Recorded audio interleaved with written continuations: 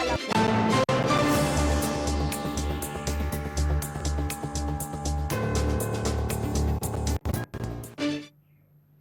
के बाद एक बार फिर आप सभी का बहुत स्वागत है। नमस्कार, मैं सोनाली और आप देख रहे हैं केकेडी न्यूज। रुक करते हैं कुछ खास खबर पे।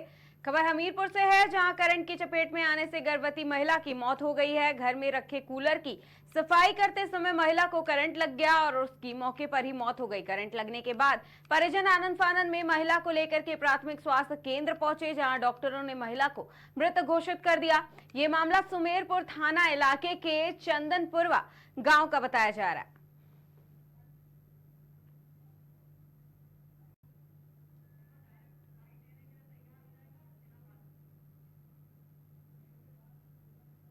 नाम समझ है। मेरे पत्नी के करंट लग गया, चप्पल नहीं पहने थी। मेरी पत्नी के करंट लगा, लापरवाह की वजह से लग गया मेरा करंट। मेरी पत्नी तो डॉक्टरों ने क्या कहा है? डॉक्टर ने मना कर दिया, खत्म हो गई। बोला खत्म हो गई। क्या बिना चप्पल की थी? बिना चप्पल की थी। कितने महीने की प्रेग्नेंट थी? ये 9 महीने का होने वाला था। नाम समझ है। मेरे पत्नी के करंट लग गया, चप्पल नहीं पहने थी। मेरी पत्नी के करंट लगा, लापरवाह।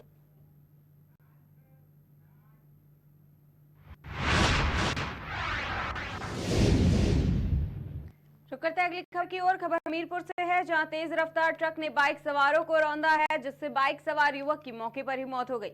इस दौरान गंभीर रूप से घायल महिला को अस्पताल में भर्ती कराया गया। सूचना पर पहुंची पुलिस ने शव को कब्जे में लेकर पोस्टमार्टम के लिए भेजा। मामला जरिया थाना के चंडौत का बताया जा रहा है।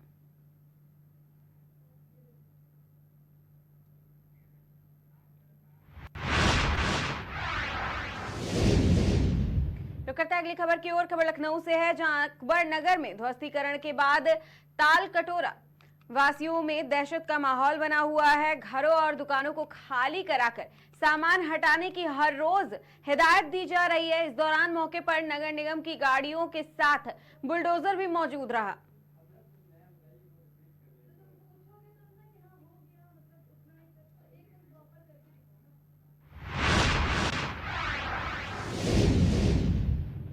जो करते हैं अगली खबर की ओर। खबर रहट गांव से है, जहां ग्राम गुल्लास में 3 लाख रुपए की लागत से सड़क और नाली निर्माण कार्य का भूमि पूजन ग्रामीणों के साथ मिलकर किया गया। मौके पर जनपद पंचायत टिमरनी के सदस्य और ब्लॉक कांग्रेस कमेटी के ब्लॉक अध्यक्ष ठाकुर विक्रम सिंह चौहान, नहर विभाग विधायक प्रतिनिधि सहित ग्राम गुल्लास में ग्रामीण मौजूद रहे।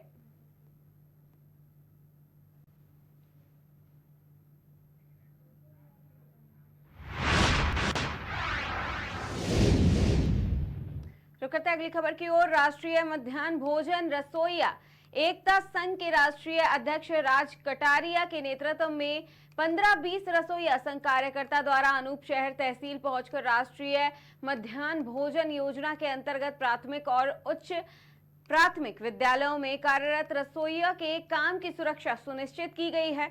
उन्हें जीने लायक पारिश्रमिक का भुगतान सुनिश्चित करने और अन्य समस्याओं का निराकरण करने के संबंध में मुख्यमंत्री को संबोधित एक ज्ञापन भी दिया गया। प्राथमिक और उच्च प्राथमिक विद्यालयों में कार्य कर रहे रसोइयों की स्थिति वर्तमान समय में बंधुआ मजदूर से भी बदतर है।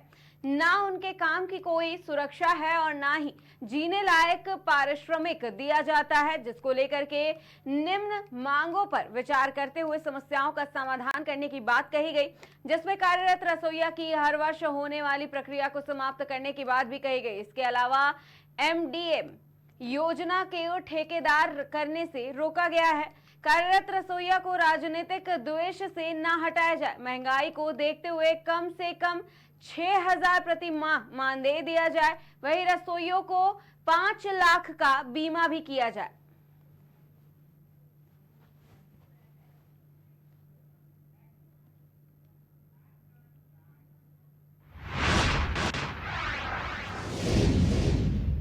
शुरू करते हैं अगली खबर की ओर। खबर सिद्धार्थनगर से है, जहां जिले के तहसील बांसी के मिठवल कला गांव की रहने वाली एक महिला ने बांसी तहसीलदार विंदेश गुप्ता के ऊपर छेड़खानी का आरोप लगाया है। वहीं इस मामले को लेकर के पीड़िता ने ग्रामीण के साथ उप जिलाधिकारी कार्यालय पहुंचकर लिखित शिकायत कर कार्रवाई की मांग की है। पीड़ित ने बताया कि तहसीलदार ने घर में घुसकर घर गिराने की धमकी दी।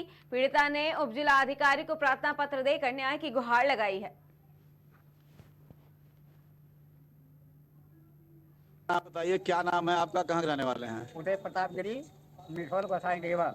ये बताइए रात में जो घटना घटी आपने क्या देखा? ऐसा है, जब गुहार हुई तो हम गए घर से दौड़ के, तो देखे हैं कि ये तहसीलदार नायब तहसीलदार साहब दो आदमी इनके और 100 मीटर की दूरी पर थे, लेखपाल और ड्राइवर गाड़ी, ये उसके घर से निकले, वो गुहार लगाई थी। अब यही हम देखे, इतने में जब हम लोग पहुँच रहे हैं तो ये गाड़ी पर बैठ के भाग गए। कौन, क्या नाम है उनका? अब नाम तो नहीं है। रात के कितने कितने बजे घटना? 8:30 बजे। मेरा नाम विष्णुगिरी है। मैं मिठोल बाजार गोसाई ढीवा का रहने वाला हूँ। हमारे गांव में रात 8:30 बजे नायब तहसीलदार बांसी बिंदेश गुप्ता जी दारू के नशे में गांव के दक्षिण गए। जंगल में घर बना हुआ है गोलूगिरी का, उनके घर में ये अपने ड्राइवर को 100 मीटर दूर ड्राइवर और 2 लेखपाल को खड़ा कर दिए।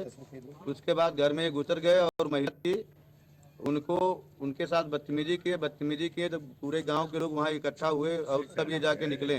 पूरा गांव इनको देखा निकलते हुए। मैं जब पहुंचा, हमारे पास फोन आया तो मैं इनसे पूछा तो मुझसे भी बदतमीजी कर रहे थे। पूरा दारू की काबू इनके मुंह से आ रहा था, दारू के नशे में एकदम थे। योगी मोदी जी की मैंने बात कहा कि आपकी मैं शिकायत मोदी जी से, योगी जी से करूंगा, आवश्यकता पड़ेगा तो उन्होंने कहा मैं आप जिसके पास जाना हो जाइए, मैं किसी से डरता नहीं हूँ। हमारा नाम अनीता है और हम इधर रहते हैं मिठल चौराहे पे, अंदर रहते हैं गांव में। तो जंगल में हमारा घर बना है, साहब आए हमारे घर पे हैं तो बोले अंदर। कौन साहब थे, क्या नाम है उनका? तहसीलदार साहब थे। क्या नाम है उनका? उनका नाम तो मालूम नहीं है सर मुझे। चेहरे से पहचानती हैं? हाँ, गुप्ता जी थे वो। अच्छा, तो क्या करने आपके घर गए? मेरे घर पे अंदर पहुंचे सीधा वो, और मेरे से बोल रहे हैं कि मतलब तुम्हारे हस्बैंड कहाँ हैं? तो हमने कहा सर वो बाजार गए हैं भाजी लेने के लिए। तो बोलते हैं हमारा हाथ पकड़ लिए, बोलते हैं अगर हमारी बात मानोगे तो तुम्हारा घर नहीं बच जाएगा, और अगर नहीं मानोगे तो घर कल बिल्ली का चढ़ा देंगे हम। क्या कहा उन्होंने, क्या मानने के लिए कहा? मानने के लिए कुछ नहीं बोले, हाथ पकड़ा हमारा, बोल रहे हैं सुबह आके हम बिल्लू चला देंगे अगर हमारी बात नहीं मानोगे तो। सिर्फ उन्होंने आपका हाथ पकड़ा? हाँ, और कुछ नहीं किया? सर करने भी देते तब ना सर, हमारा हाथ क्यों पकड़ा उन्होंने? अच्छा। और रात को 8:30 बजे आए वो। अच्छा, अकेले आए थे कि और कोई साथ था? हमारे घर तो अकेले ही आए थे। बताइए क्या नाम है आपका, कहाँ के रहने वाले हैं? उदय प्रताप गिरी, मिठौल गोसाई देवा।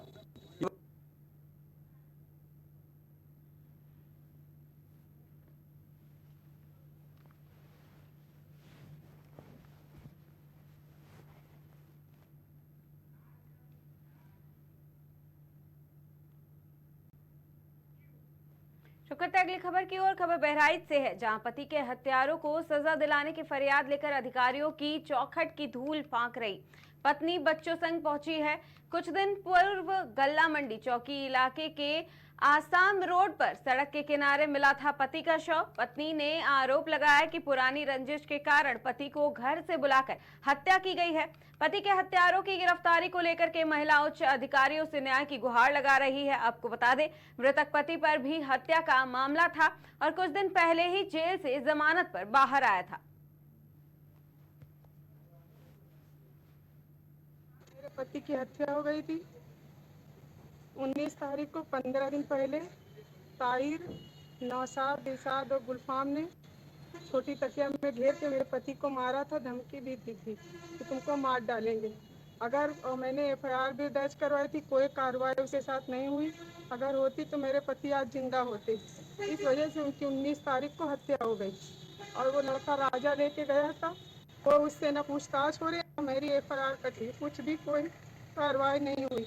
मैं कप्तान साहब से मिलने आई थी, उनसे भी मुलाकात नहीं हुई। कल मैं फिर 10 बजे आऊँगी मुलाकात करने।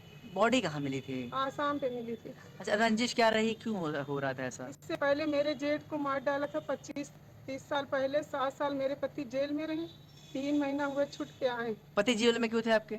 उन लोगों ने फंसा दिया था। किस मामले में? उनके वहाँ भी मर्डर हुआ था। हत्या में फंसा? जी, हत्या में मेरे पति को फंसा दिया था। अब क्या चाहिए, आप किस लिए आएंगे? अब आई हूँ, मुझे न्याय चाहिए। मेरे पति के आरोपी जो उन्हें पकड़ा जाऊँ। FIR दर्ज हुई है? जी नहीं दर्ज हुई। थाने में कोई सुनवाई नहीं हो रही है। कौन से थाने का मामला? दरगाह थाने का। अच्छा, ये घटना कब हुई थी, किस दिन हुई थी? 19 तारीख को हुई थी, 10 बजे बुधवार को। उससे पहले विवाद कब हुआ था? 15 दिन पहले हुआ था। मेरे पति की हत्या हो गई थी 19 तारीख को, 15 दिन पहले।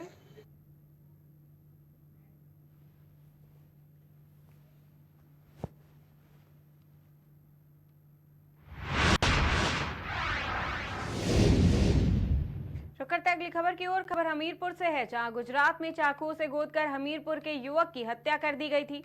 मृतक सूरज में मजदूरी करने गया था। परिजनों ने साथ गए कुछ लोगों पर हत्या का आरोप लगाया है। मृतक युवक सदर कोतवाली क्षेत्र के चूरामन डेरा का रहने वाला बताया जा रहा।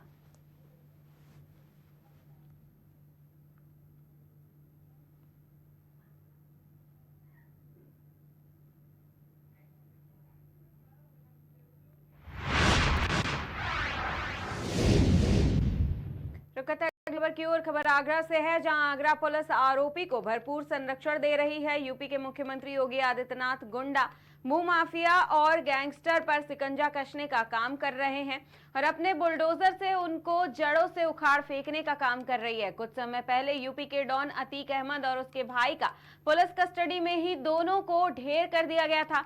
वहीं अब ताजनगरी आगरा में भी एक और नया अतीक अहमद अपनी जड़ मजबूत कर रहा है और अतीक अहमद का रूप धारण कर चुका है। ताजा मामला थाना कारोल क्षेत्र का है। राकेश निवारी कागरोल एक मुकदमे में गवाह का है। राकेश को इसी 13 तारीख को गवाही देने जाते समय आरोपी प्रधान ने राकेश को धमकी दी थी। आरोपी प्रधान और उसके साथी अपने गिरोह के साथ उसे जान से मारने की नीयत से गोली मारी, जिससे वह घायल हो गया। आरोपी पर कुल 8 मुकदमे कई थानों में दर्ज हो चुके हैं, लेकिन पुलिस भरपूर संरक्षण दे रही है।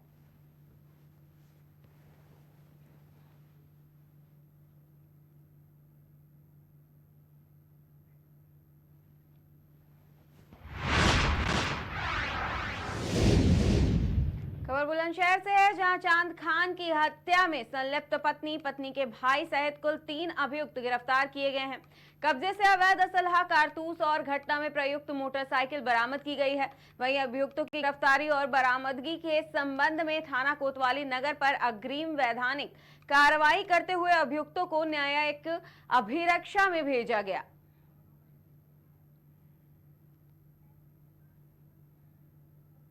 थाना कोतवाली नगर के मुकदमा धारा संख्या 505 को लेकर 320 IPC के अन्वेषण के दौरान घटना का अनावरण किया गया है। घटना में उसकी मृतक की जो पत्नी होती है शबनम, उसने अपने भाई के साथ मिलकर षड्यंत्र रचकर उसकी हत्या की वारदात की थी।